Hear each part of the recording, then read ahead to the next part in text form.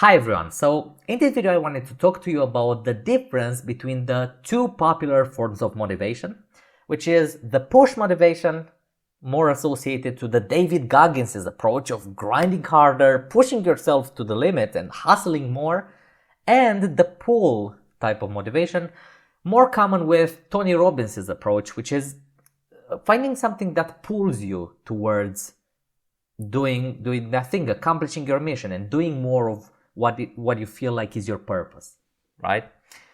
And nowadays the push motivation is definitely more emphasized and more popular because we have the whole grind culture around, and it's very easy to get stuck into it without even realizing why and without even thinking if it's actually useful for you, right? So in this video I want to go over which of these types of motivation would benefit your current life situation, and more importantly, how to make sure you don't make the wrong choice. You don't stand in your own way, essentially, and you put roadblocks where they're not necessary. Okay? So here are two realizations I've had about this topic in the past few weeks. The first one, very importantly, is that there is not a one-size-fits-all approach. Okay? And this is very difficult to understand because with the popular content that we're seeing online, on YouTube or whatever, we need to understand that the popular content is always going to be polarizing. The popular advice is going to have no caveats. It's not going to be balanced. It's not going to have multiple scenarios and multiple ways in which you should act depending on your circumstances. No, popular content is going to be polarizing. It's just going to have one opinion and it's going to seem like that opinion applies to everything. Balanced approaches, average kind of approaches will not be appreciated.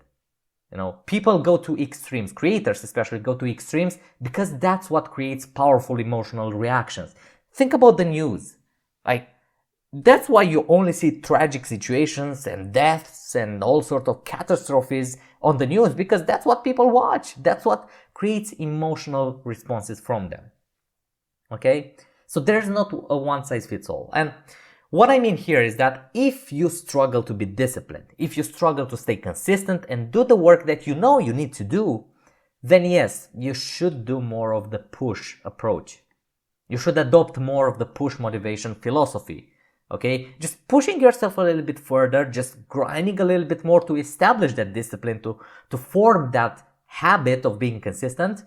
And only after that should you consider getting into the pull motivation territory.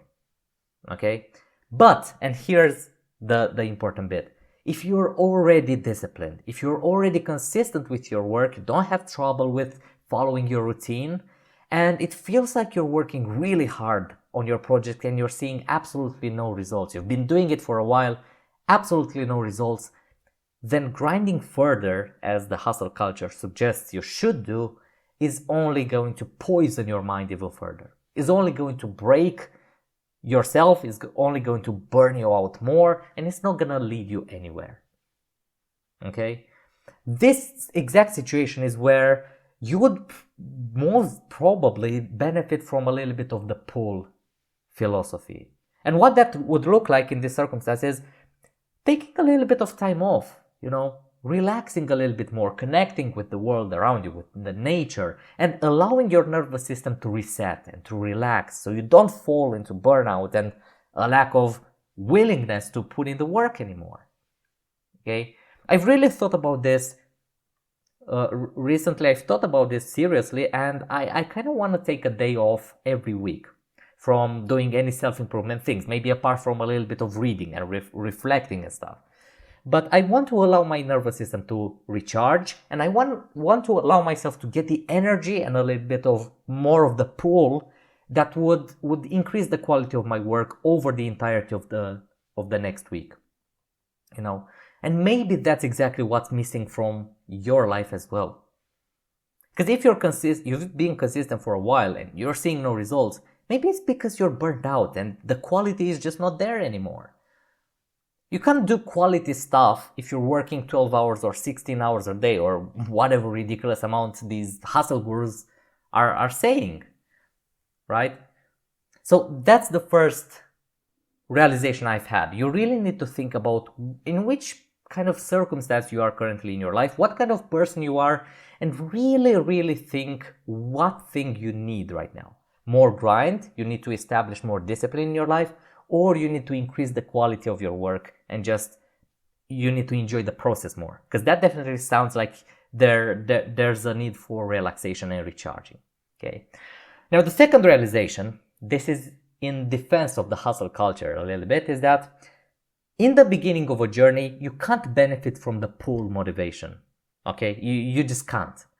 If you're starting to learn a new skill, if you're starting a new business you've never tried before, there's no way to be pulled into doing it more, because you've never had any wins, you've never had any little successes in that particular field, so there's nothing to motivate you. There's no external momentum, as I like to call it, to be had here.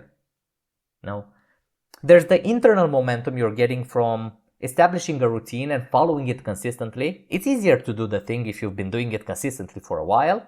But then there's also the external momentum, which you're getting from getting little wins. So things that are telling you, hey, look, I've been putting in all this effort, but here's the reward. I want to do this more. That's how your brain is thinking, right?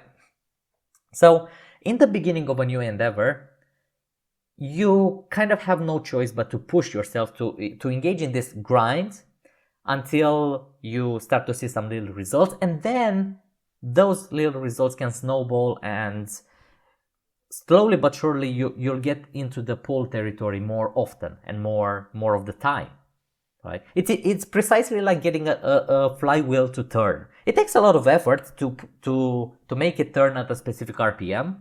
It takes a lot of work to do that, but once it reaches the desired speed, it's so much easier to keep it going. Okay? Getting the flywheel to move fast takes a lot of push. Once it's moving, you can just rely on the pull and just a little bit, tiny pushes from time to time to just maintain its momentum, and you can just rely on the pull to take you further and to wherever you want.